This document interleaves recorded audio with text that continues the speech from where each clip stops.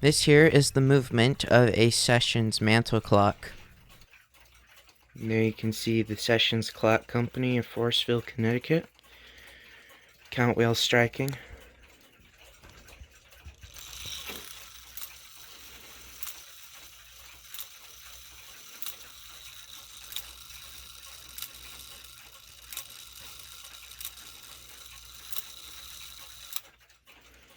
And of course,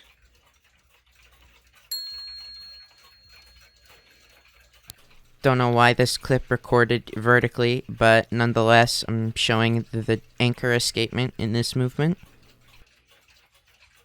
Okay, and here's your look at the front of the case. This is a Sessions Beehive clock.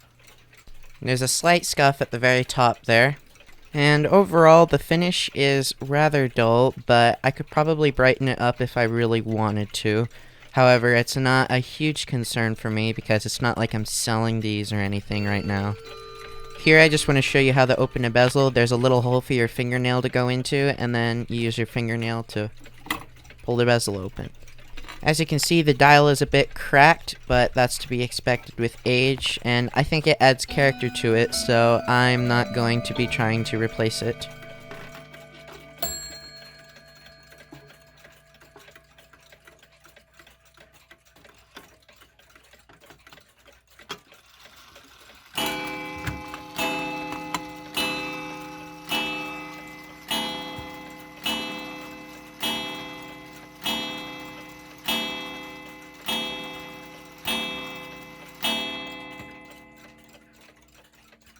There's a few things I had to do this clock before I showed it in this clip. I had to correct the striking mechanism, and I also had to take the movement out to re-oil it and all that jazz.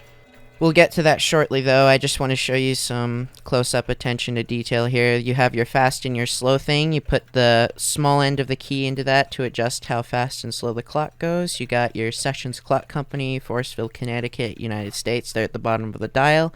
I'm not sure that this is the original key. It's probably not. But what's interesting is both these arbors wind counterclockwise. It's kind of like a German movement, except usually the German movements wind clockwise.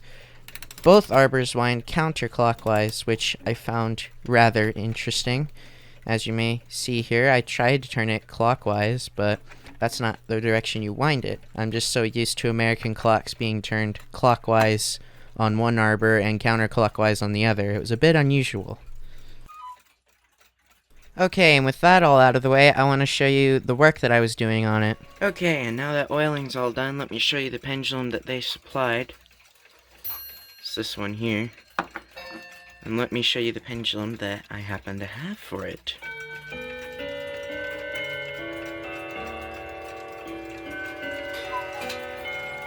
That brass hexagonal pendulum with the big S in the middle is actually a Sessions pendulum. So now this thing's even more authentic with an original Sessions pendulum, helping the clock run. It's running nicely. Aside from that really wacky looking suspension spring.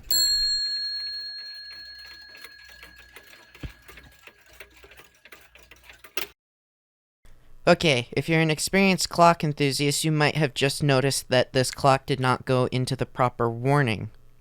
Usually 5 minutes before a clock strikes, the lifting piece on the minute hand shaft, which is in the movement that lifts the release for the striking, usually lifts it high enough just to make a small little movement on the chime side of the clock, which causes the fly to spin for just half a second or so.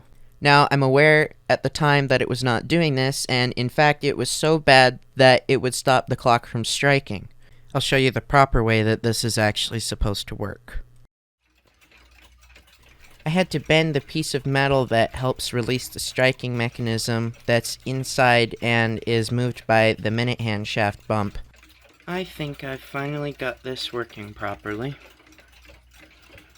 You're gonna hear that the motion works really squeaky. Don't worry, I fixed that after I recorded all these clips. The minute hand was just a bit too tight. That little movement there, that's the warning. Usually it's supposed to go off 5 minutes before the chime, but it's going off more like 3 or 4 minutes, but that's okay, it still works better than before.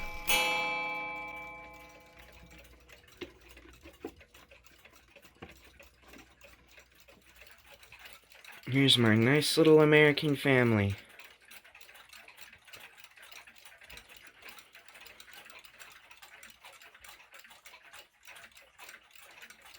My goals were to get more American clocks, and I think I can say I'm finally satisfied.